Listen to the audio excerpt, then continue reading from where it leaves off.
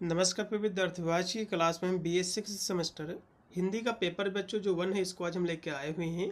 ये बच्चों पिछले वर्ष का पेपर है, जैसे कि सभी को पता होगा। कल आपका डॉक्टर रमन लोहिया का पेपर लगा हुआ है, उसके बाद मत्स्य विश्वविद्यालय सहारनपुर का पेपर लगा हुआ है, कानपुर विश्वविद्यालय का MJP अरबी बरेली विश्वविद्यालय, आगरा विश्वविद्यालय, सभी विश्वविद्यालय का आने वाले समय एग्जाम लगा हुआ है। मैं आपको बच्चों बता दूं, आपको सीरीज वगैरह लेने की बिल्कुल भी आपको आवश्यकता नहीं पड़ेगी। मैंने जो इसकी चैप्टर्स क्लासेस सारी कंप्लीट करा रखी हैं। वीडियो की डिस्क्रिप्शन में मैंने जो लिंक दे दिया है बच्चों। कोई भी हमारी क्लास ज़्यादा लंबी नहीं है, 20 से 25 मिनट की हमारी क्लास है। आप चाहे तो 2 घंटे के अंदर अंदर इसका पूरा का पूरा सिलेबस आप कंप्लीट कर सकते हो। मैंने लिंक दे रखा है। हमारी क्लासें बिल्कुल फ्री में है, आपको कोई भी चार्ज वगैरह देने की बिल्कुल भी आपको आवश्यकता नहीं पड़ेगी। तो आप जाकर के चैप्टर्स क्लासों को जरूर आपको वॉच कर लेना है और मॉडल पेपरों को भी आपको जो है देख कर आपको जाना है। पेपर बच्चों आपका पेपर आपका 1 है, जैसे कि अवध विश्वविद्यालय में इस बार अब ऑब्जेक्टिव का पेपर हो रहा है। ठीक है, सेकेंड सेमेस्टर का हो रहा है आपका 6th सेमेस्टर का। तो सारी क्लासें हमारे चैनल पर ऑलरेडी बच्चों करा रखी हैं। आप जाकर के हमारे चैनल से आप सभी सब्जेक्ट अपने जो है कवर आप कर सकते हो। ये बच्चों हिंदी का पेपर आपका 1 है, फर्स्ट आपका पेपर है। इसमें आपको बच्चों भाषा विज्ञान, हिंदी भाषा, देवनागरी लिपि के बारे में आपको पढ़ना है। यही जो कि पेपर का नेम है, यही पेपर का आपका टाइटल है। यूपी के सभी विश्वविद्यालय का सिलेबस सेम है और यही आपको पढ़ना है बच्चों। पेपर आपका इसी प्रकार का आएगा, मत्स्य विश्वविद्यालय सहारनपुर का भी, डॉक्टर राम मनोहर लोहिया का भी आएगा इसी प्रकार का। 75 नंबर का आपका पेपर आएगा बच्चों। 75 आपके क्वेश्चन भी आपके पूछे जाएंगे। 2 घंटा जो कि इसमें समय आपका दिया जाएगा, निर्धारित है। तो सभी क्वेश्चनों को बच्चों देख लीजिएगा इसकी परीक्षा मार्कशीट पर जो कि होगी। पहला इसका क्वेश्चन देखिएगा कि वाक्य में बड़ी जो इकाई होती है उसको क्या कहते हैं बच्चों। देखो, वाक्य में जो बड़ी इकाई होती है उसको हम प्रोक्ति कहते हैं। इसमें का दूसरा, फिर आपका इसी के सामने वाले क्वेश्चनों को बच्चों हम साथ में कराते चलेंगे, नहीं तो बाद में आने में कठिनाई होगी। तो पांचवा इसी के सामने जो क्वेश्चन है कि खड़ी बोली का प्रथम महाकाव्य माना जाता है, तो किसे बच्चों माना जाता है, तो कहोगे प्रिय प्रवास को। इसमें का राइट बच्चों जो रहेगा वो रहेगा इसमें का दूसरा ऑप्शन। ठीक है, अगला क्वेश्चन बच्चों आपका है 2 नंबर है कि निम्नलिखित में से कौन सा शब्द वर्तनी के अनुसार शुद्ध है, आपको बताना है। तो इसमें पतंजलि बच्चों ये शब्द शुद्ध है, इसमें का जो दूसरा दिया हुआ है। उसके बाद देखिएगा बच्चों, हाँ, पीछे नंबर क्वेश्चन के सामने है कि शब्दानुसार किसकी रचना है, आपको ये बताना है। ये बच्चों जो रचना है हेमचंद की है, इसमें का पहला, इसमें का बच्चों पहला ऑप्शन पूर्णतः राइट है। उसके बाद है कि पेड़ से पत्ता गिरा, इसमें कारक क्या है बच्चों आपको बताना है। इसमें बच्चों जो कारक है अपादान है। ठीक है, इसमें का तीसरा, क्योंकि अलगाव के इसमें बच्चों भाव है, क्योंकि पेड़ से गिरा है ना, टूट के अलग हुआ है ना, तो अलगाव के इसमें भाव है। फिर बच्चों देखिएगा, हाँ, 4 नंबर क्वेश्चन देखिएगा कि निम्न में से भाववाचक संज्ञा कौन सी है, आपको ये बताना है। देखो बच्चों, इसमें भाववाचक संज्ञा जो है बुढ़ापा है। इसमें का चौथा ऑप्शन पूर्णतः आपका राइट रहेगा। ये बच्चों एक भाव है। वैसे तो हरियाली भी बच्चों भाव है, क्योंकि हरियाली भी एक भाववाचक है, बुढ़ापा भी इसके उदाहरण है, लेकिन आप बुढ़ापे को लगाइएगा ज़्यादा सही है। फिर कि भाषा विज्ञान के अध्ययन का कौन सा विषय नहीं है, आपको बताना है। तो भाषा विज्ञान के जो अध्ययन है इसमें ध्वनि, रूप, वाक्य का हम अध्ययन करते हैं, लेकिन रस का हम अध्ययन नहीं करते हैं। इसमें का डी लगाइएगा। उसके बाद बच्चों आपका 8 नंबर क्वेश्चन देखिएगा कि सरहपा को हिंदी का प्रथम कवि घोषित करने वाले विद्वान कौन हैं, तो कहोगे राहुल संकृत्यायन जी ने इनको घोषित किया था पहला कवि। इसमें कवि। फिर के तैराक में कौन सा प्रत्यय जुड़ा है, आपको बताना है। तैराक में बच्चों आग प्रत्यय जुड़ा हुआ है, इसमें का पहला। फिर है कि पराणत्व अर्थात श्वास की मात्रा के आधार पर ध्वनियों के कितने वर्ग हैं, आपको ये बताना है।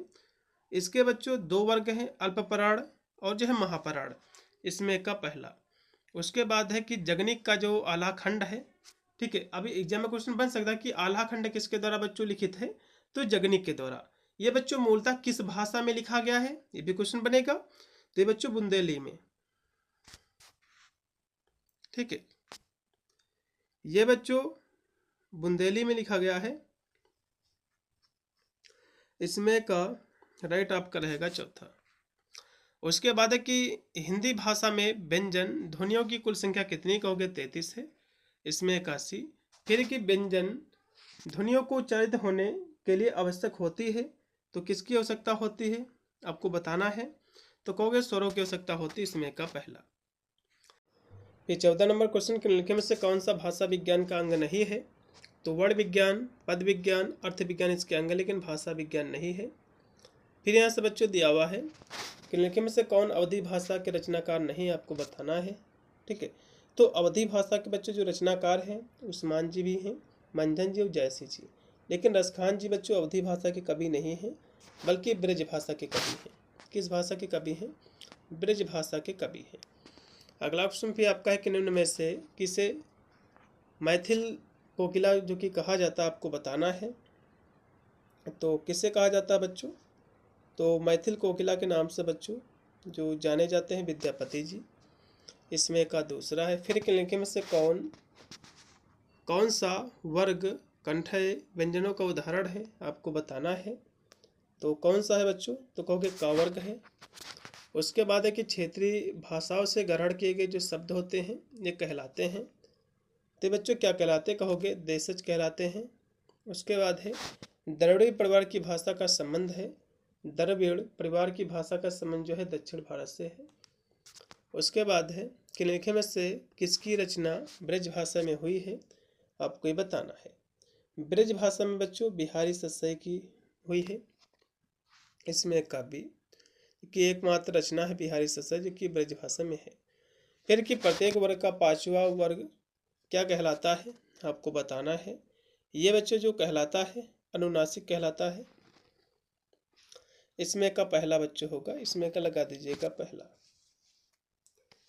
इसमें का पहला ऑप्शन पूर्ति आपका राइट है। वैसे तो अनुनासिक नासिक के प्लुप्त, तो इसमें का बच्चों आप जो राइट आपका क्वेश्चन जो रहेगा इसमें का पहला ही सही रहेगा। उसके बाद है हिंदी में कारकों की संख्या कितनी है? तो कहोगे 8 है। कौन कौन से? कर्ता, कर्म, कारण, संप्रदान, अपादान, संबंध, अधिकरण और संबोधन। फिर एक की रचना के आधार पर शब्दों के कितने भेद किए गए हैं, आपको ये बताना है। तो कहोगे 3 बच्चों इसके भेद किए गए हैं। कितने? 3 भेद किए गए हैं। कौन कौन से? रूढ़, यौगिक और जो है जो कि योग रूढ़। उसके बाद है कि ध्वनि क्या है, आपको बताना है। ध्वनि बच्चों नासिक के है, इसमें का पहला है। उसके बाद है कि हाँ हस्तिनापुर के आसपास बोली जाने वाली भाषा कौन सी है? तो कहोगे कोरवी है। उसके बाद है कि वाचिक भाषा निम्न में से क्या कहलाती है, आपको ये बताना है। ये बच्चों जो भाषा कहलाती है मौखिक भाषा कहलाती है। महाप्राण व्यंजन क्या है बच्चों, आपको बताना है। देखो महाप्राण बच्चों जो व्यंजन है इनकी संख्या जो है 15 है। ठीक है, इसमें आपके जो कि का वर्ग के आते हैं का खा गा घा, चा वर्ग के चा छा छा, टा वर्ग के टा ठा ठा, ता वर्ग के आते हैं, पा वर्ग के आते हैं पा फा बा भा। तो भा इसमें का बच्चों आ जाएगा। केवल यही महाप्राण व्यंजन है। उसके बाद है कि खड़ी बोली को किस दूसरे नाम से जाना जाता है, आपको बताना है। तो खड़ी बोली को बच्चों हम कोरवी भाषा भी कहते हैं। बोली रचनात्मक भाषा विज्ञान के जनक माने जाते हैं, तो सस्योर माने जाते हैं। इसमें का पहला 30 का पहला है। फिर एक लिखे में से हिंदी भाषा में नहीं है, तो प्रथम पुरुष, मध्यम पुरुष, उत्तम है, लेकिन अन्य पुरुष से नहीं होगा। फिर 31 नंबर क्वेश्चन है कि खड़ी बोली हिंदी किस अपभ्रंश से उद्धृत है, मतलब जो है बनी हुई है, आपको बताना है। तो कहोगे शौरसेनी से। उसके बाद है कि अपभ्रंश भाषा में लिखित संदेश रासक के लेखक कौन है, आपको ये बताना है। इसके बच्चों जो लेखक हैं अब्दुल रहमान जी। फिर 35 नंबर क्वेश्चन है कि दाईं ओर से बाईं ओर लिखी जाने जो लिपि होती है खरोष्टी होती है। ठीक है, देवनागरी लिपि जैसे उसकी उल्टा होगा। फिर कि पंचवटी किस समास का उदाहरण है, आपको बताना है। तो बच्चों जो है दिगु समास का। उसके बाद है कि पा वर्ग का पांचवा वर्ग कौन सा है, आपको बताना है। बहुत ही ईजी क्वेश्चन आपके बच्चे पूछा गया है। तो कौन है? तो कहोगे पाफा बाभा माँ, इसमें माँ आ जाएगा पांचवा वर्ड। फिर कि हिंदी दिवस कब मनाया जाता है, क्वेश्चन तो आपके एग्जाम में जरूर बनेगा। तो कहोगे 14 सितंबर को इसमें कभी। फिर कि प्रत्येक वर्ग की प्रथम 2 व्यंजन ध्वनियाँ क्या कहलाती हैं? तो कहोगे अघोष कहलाती हैं। उसके बाद है हिंदी में मुकरियों के रचनाकार हैं, तो कौन इसके रचनाकार हैं आपको बताना है। तो इसके बच्चे जो रचनाकार हो जाएंगे अमीर खुसरो जी। फिर कि बांगर हिंदी की किस उपभाषा के अंतर्गत आती है? तो पश्चिमी हिंदी के अंतर्गत है। फिर कि स्याही शब्द उदाहरण है, या किसका उदाहरण? तो कोई अर्थ विस्तार का है। उसके बाद है कि पौम चरेव ये किस भाषा की रचना है आपको बताना है। ये बच्चे जो रचना है अभ्रस की है। उसके बाद है कि प्रत्येक वर्ग के तीसरे, चौथे, पांचवें व्यंजन को कहा जाता है, उसको बच्चों कहा जाता है सघोष। फिर कि विदेशिया किस भाषा का सुप्रसिद्ध नाटक है बच्चों? तो भोजपुरी भाषा के नाटक है ये बच्चों। विदेशिया जो नाटक है ये किसके द्वारा लिखा गया? क्वेश्चन बच्चों एग्जाम में काफ़ी बार पूछा गया है। तो ये बच्चों जो है जो लिखा गया है ये भिखारी ठाकुर के द्वारा। किसके द्वारा बच्चों? भिखारी ठाकुर के द्वारा बच्चों लिखा गया है नाटक ठाकुर। उसके बाद है कि पंचम वर्गो इसमें के स्थान पर अनुस्वार के प्रयोग का सुझाव किसने दिया आपको बताना है। ये बच्चों जो सुझाव दिया है श्याम सुंदर दासी ने। संप्रेषण के स्तर पर भाषा की मूल इकाई मानी जाती है, तो क्या मानी जाती है? तो कहोगे प्रोक्ति। उसके बाद है कि लिखे में से भाषा विज्ञान का कौन सा विद्वान नहीं है आपको ये बताना है। तो इसमें आचार्य विश्वनाथ प्रसाद जी नहीं हैं और सभी हैं इसमें। उसके बाद कि भाषा की लघुत्तम इकाई क्या है? क्वेश्चन आपकी एग्जाम में बनेगा, तो ध्वनि है। फिर के लिखे में से कौन सी रचना ब्रज भाषा में रचित नहीं है आपको ये बताना है। तो बच्चों जो पद्मावत है ये ब्रज भाषा में नहीं लिखी गई बल्कि अवधि में लिखी गई है। किस में? अवधि में। जैसे कि पद्मावत। फिर है मैंने में कौन सा कारक है आपको बताना है। मैंने में कौन सा बच्चों कारक है? तो कर्ता बच्चों कारक है। उसके बाद है कि लिखे में से सबसे पुरानी लिपि कौन सी है आपको बताना है। सबसे पुरानी लिपि बच्चों जो है वो कौन सी है क्वेश्चन कह रहा है। क्वेश्चन महत्वपूर्ण है, ये क्वेश्चन आपके एग्जाम में जरूर देखने को मिलेगा। तो सबसे पुरानी बच्चों जो लिपि है ब्राह्मणी लिपि है। इसमें का राइट आपका पहला रहेगा। फिर कि हिंदी को संविधान के किस अनुच्छेद में राजभाषा माना गया है? तो आर्टिकल जो 343 है इसके तहत है। फिर कि भाषा उच्चारण अवयव से उच्चारित मूलतः प्रायः यच्छादित ध्वनि प्रतीकों की व्यवस्था है। भाषा के प्रति जो परिभाषा है किस विद्वान ने दिया है? तो भोलानाथ तिवारी जी ने। फिर कि मगही किसकी प्रमुख बोली है आपको बताना है। मगही बच्चों ये बिहारी की है। फिर यहाँ से दियावा की अली जिहवा किसे कहते हैं बच्चों? तो कोवा को कहते हैं। उसके बाद है कि परते जोड़े जाते हैं, तो परते बच्चों जो कि शब्द के अंत में। फिर कि अन्य भाषाओं से हिंदी में आए हुए शब्द को क्या कहा जाता है आपको बताना है। उसको बच्चों हम आगत कहेंगे। फिर कि वर्ण रत्नाकर के लेखक कौन हैं? तो ज्योतेश्वर ठाकुर जी हैं। उसके बाद है कि सरहपा को हिंदी का पहला कवि किसे माना जाता है आपको ये बताना है। तो कहोगे राहुल संकीर्त्यान जी को। ध्वनि का दूसरा नाम क्या है? तो कहोगे ध्वनि का दूसरा बच्चों जो नाम है ध्वन हो जाए स्वन हो जाएगा, इसमें का लगा दीजिएगा स्वन। फिर है कि नैनीताल अल्मोड़ा में बोली जाने वाली मुख्य जो बोली है वो कौन सी है? तो कुमाऊनी है। फिर है कि निम्न में से कौन सी भाषा की विशेषता नहीं है आपको बताना है। तो भाषा व्यक्तिगत संपत्ति है, ये बच्चों गलत है, इसकी विशेषता नहीं है। उसके बाद है कि राम ने रावण को बाण से मारा, वाक्य में से कौन सा कारक है आपको बताना है। कारक बच्चों इसमें जो है कारक कारण है, इसमें का पहला, क्योंकि क्रिया को करने के साधन के रूप में से का प्रयोग हुआ है। किससे मारा? बाण से। फिर है कि प्रथम राजभाषा आयोग का गठन किस वर्ष से हुआ? ये क्वेश्चन एग्जाम बनेगा 1955 में, क्योंकि इसके जो अध्यक्ष थे बच्चों, अब एग्जाम में क्वेश्चन बन सकता है इसके अध्यक्ष कौन थे? तो बीजी खेर जी थे, बीजी खेर जी। उसके बाद है कि टा वर्ग की ध्वनियाँ हैं, तो कौन सी ध्वनियाँ हैं आपको ये बताना है। तो ये जो है मूर्धन्य है, इसमें काशी।